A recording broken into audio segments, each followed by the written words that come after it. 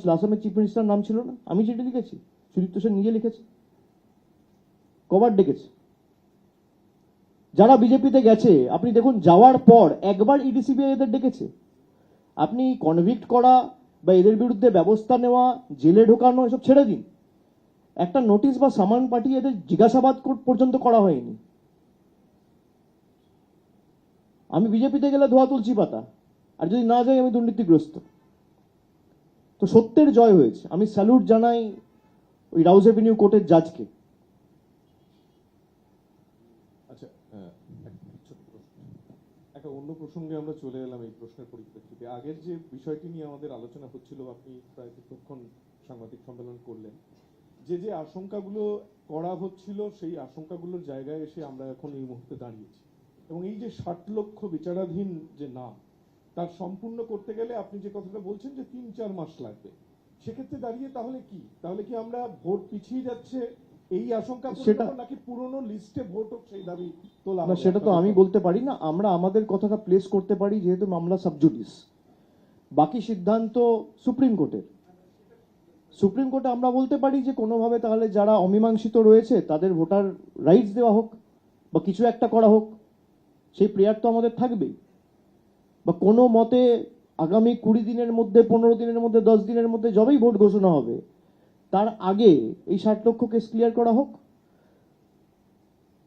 তো আমাদের তো দাবি এই থাকবে যে যারা যোগ্য, এটা তো সবাই যোগ্য, এরা ইনিউমারেশন ফর্ম ভরেছে এবং এদের ন্যাশনালিটি এস্টাবলিশড, নাগরিকত্ব নিয়ে কোনো প্রশ্ন নেই।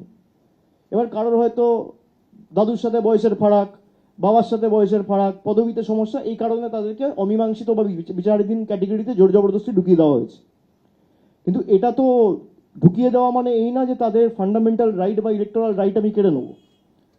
যে করে হোক আমরাও চেষ্টা করব, আর না হলে আমরা শেষ দেখে ছাড়বো, মানুষের কাছে যাব। একদিকে যেমন তৃণমূল সুপ্রিম কোর্টেও লড়বে, মমতা বন্দ্যোপাধ্যায় রাস্তাও থাকবে। Sir, just trying to understand, what is the way here? আমরা এখন একদম কনফিউজড যে ইলেকশন কমিশন যদি ইলেকশন অ্যানাউন্স করে দেয়, সুপ্রিম কোর্ট একবারও বলেনি যে ইলেকশন হতে পারে না। সুপ্রিম কোর্ট বলেছে will not be creating any impediment in the SIR work. Supreme court এটাও বলেনি যে এসআইআর না হওয়া পর্যন্ত ইলেকশন অ্যানাউন্স হতে পারে না। যদি এর মাঝখানে ইলেকশন অ্যানাউন্স করে দেয়, দেন হোয়াট হ্যাপেন্স? এর মাঝখানে যদি ইলেকশন অ্যানাউন্স করে দেয় তাহলেও সুপ্রিম কোর্ট যাওয়ার আমার রাইট আছে। সুপ্রিম কোর্ট ক্লিয়ারলি বলেছে যে কেসগুলো আন্ডার অ্যাডজুডিকেশন রয়েছে তাদের সাপ্লিমেন্টারি লিস্ট তোমাকে পাবলিশ করতে হবে। It can be partly, it can be fully. তো তুমি যদি পার্টলি পাবলিশ করো ইলেকশনের আগে তাহলে ওয়েল অ্যান্ড গুড, আর যদি না করো তাহলে সুপ্রিম কোর্টকে আমি জানাবো, পরবর্তী সিদ্ধান্ত সুপ্রিম কোর্টের। মানে আমি আমার কথা প্লেস করতে পারি, সুপ্রিম কোর্ট কি করবে কি না করবে, আর যেখানে যেখানে বাদ গেছে মানুষের কাছে যাবো, বিচার চাইবো। আমাদের যাওয়ার তো দুটো, মানুষ, সাধারণ মানুষ যদি বিপদে পড়ে যাওয়ার তো দুটো তিনটেই রাস্তা, হয় মানুষের কাছে যাও ডেমোক্রেসিতে, নইলে তুমি পার্লামেন্টে যাও, নইলে তুমি সুপ্রিম কোর্টে যাও। এই তো রাস্তা, হয় কোর্টের কাছে বিচার চাও, নইলে তুমি পার্লামেন্টে কোনোভাবে বিচার চাও, বা রাষ্ট্রপতির কাছে চাও, নইলে মানুষের কাছে চাও। এখানে যারা সুপ্রিম কোর্টের যে নির্দেশ দেওয়া হয়েছে সেই নির্দেশও মানা হচ্ছে না। জুডিশিয়াল অফিসারদের যে এসওপি তৈরি করা হয়েছে, সুপ্রিম কোর্টের আদেশ কোথাও নেই যে জুডিশিয়াল অফিসারদের এসওপি তৈরি করবে ইলেকশন কমিশন। এই কারণেই দেরিটা হচ্ছে। এগুলো আমরা সুপ্রিম কোর্টেও বলবো, তারপর যা সুপ্রিম কোর্ট রায় দেবে সেটা মেনেই আমাদের কাজ করতে হবে।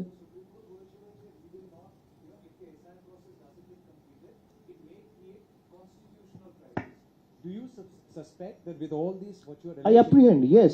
The BJP is trying to create a constitutional crisis Yes, in Bengal? yes. And to me, it looks like a very carefully drafted strategy where they're taking the judicial route without putting any blame on any judges or justices. They're taking the judiciary route to delay the election and impose something like a president's rule. Because they can't face the people. They doesn't have the courage to face the people. So we can only hope that the judiciary acts and stand up to protect the soul of the country. That's it. দুটো প্রশ্ন। প্রথম প্রশ্ন হচ্ছে আপনি নিজেও বললেন যে রাজ্যে একাধিক সংখ্যালঘু বিধায়ক, আপনাদের নেতা, তাদের নাম বাদ দেওয়া হয়েছে। বিজেপি খালি সংখ্যালঘু বলে না, সংখ্যালঘু রয়েছে, তপশিলি রয়েছে, এসটি রয়েছে, একাধিক রয়েছে। বিজেপি আমি যে বিডিওর নাম বললাম সব তো হিন্দু। আমি যে বিধানসভাগুলো আপনাকে দিলাম সেখানে বিজেপি কোথাও 18,000 20,000 ভোট পেয়েছে। 18,000 20,000 ভোট মানে 8-10% ভোট। যেখানে আমি 10% ভোট পেয়েছি, 2,000 কোটি টাকা 2,500 কোটি টাকা খরচা করে, হাজার হাজার কোটি টাকা নেতারা এসছে গেছে, টাকার পর টাকা ঢেলেছে, তারপর 20,000 22,000 ভোট, 18,000 ভোট একটা বিধানসভা। তা প্রতিহিংসা পরায়ণতার এটা একটা নিদর্শন যে এক একটা বিধানসভা থেকে 75% 80% নাম আন্ডার অ্যাডজুডিকেশনে পাঠিয়ে দেওয়া। না, বিজেপি বারবার তো বলেছে যে সংখ্যালঘু এলাকায় বেশি করে নাম বাদ যাবে, এই আশঙ্কা বিজেপির একাধিক নেতার গলাতেও শোনা গিয়েছে। আপনার কি মনে হয় কোথাও গিয়ে বিজেপির কথাতেই নির্বাচন কমিশন এই এটা আশঙ্কা নয়, এটা টার্গেট, এটা বিজেপির আদেশ। নির্বাচন commission was the implementing authority, target setting authority তো বিজেপির নেতারাই। তো আমি দেখালাম আপনাকে, এটা কি আমার গলা? আচ্ছা 1,10,000 তো বলছে, 1,10,00,000 তো বলছে না, 1,15,00,000 বলছে না, 75,00,000 বলছে না, 50,00,000 বলছে না, 60,00,000 বলছে না, 2 কোটি বলছে না, 2.5 কোটি বলছে না, বলছে কি 1,25,00,000। আর আজকের লিস্ট 1,24,00,000। এটা কাকতালীয়। তাহলে এরা যদি এত বড় অ্যাস্ট্রোলজার হয়, তাহলে এদের তো পলিটিক্যাল প্রেডিকশন গুলো ম্যাচ করা উচিত। কেউ বলেছিল লোকসভায় 35টা আসন পাবো, কেউ বলেছিল 200টা আসন পাবো, কেউ বলেছিল অমুক অমুক তারিখে এই হবে তাই হবে, একটাও তো ম্যাচ করছে না। যেখানে নির্বাচন কমিশন যুক্ত সেখানেই ম্যাচ করছে। তাহলে কি রেফারি ফিক্সড? আমার প্রশ্ন এটাই। দাদা এর বাইরে একটা প্রশ্ন করি। আমরা একটি সাক্ষাৎকারে দেখতে পেলাম সজল ঘোষ, সৌরভ গঙ্গোপাধ্যায় আমরা জানি যে বাংলার গর্ব এবং একই সঙ্গে অমর্ত্য সেন। সৌরভ গঙ্গোপাধ্যায় প্রসঙ্গে তিনি বলছেন দালাল এবং অমর্ত্য সেন প্রসঙ্গে বলছেন গুড ফর নাথিং। তার জন্য এই বাঙালিদের এই শব্দ ব্যবহার করা কিভাবে ব্যাখ্যা করবেন? আপনি জিজ্ঞেস করবেন সৌরভ গঙ্গোপাধ্যায় যদি দালাল হয়, 2021 সালে অমিত শাহ এই দালালের বাড়িতে গেছিল কেন? কি দালালি ছিল? সজল ঘোষকে জিজ্ঞেস করবেন। এক পাশে দিলীপ ঘোষ আর শুভেন্দু অধিকারীকে নিয়ে সৌরভ গঙ্গোপাধ্যায় যদি দালাল হয়, তাহলে কি ঠেকা পড়েছিল দালালের বাড়িতে দেশের স্বরাষ্ট্রমন্ত্রী ছুটবে? তার কি দালালি ছিল? উত্তর উনি দিতে পারবেন, সজল ঘোষকে জিজ্ঞেস করবে। অমর্ত্য সেনের বিষয়ে তিনি বলছেন গুড ফর নাথিং।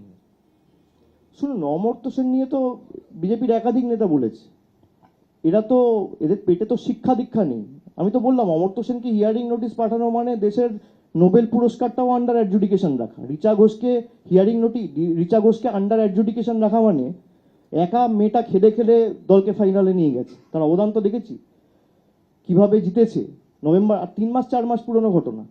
তার নামে আমাদের রাজ্য সরকার তরফ থেকে স্টেডিয়াম করা হচ্ছে। তাকে আন্ডার অ্যাডজুডিকেশন রাখা মানে দেশের তরফে যে ওয়ার্ল্ড কাপ ট্রফি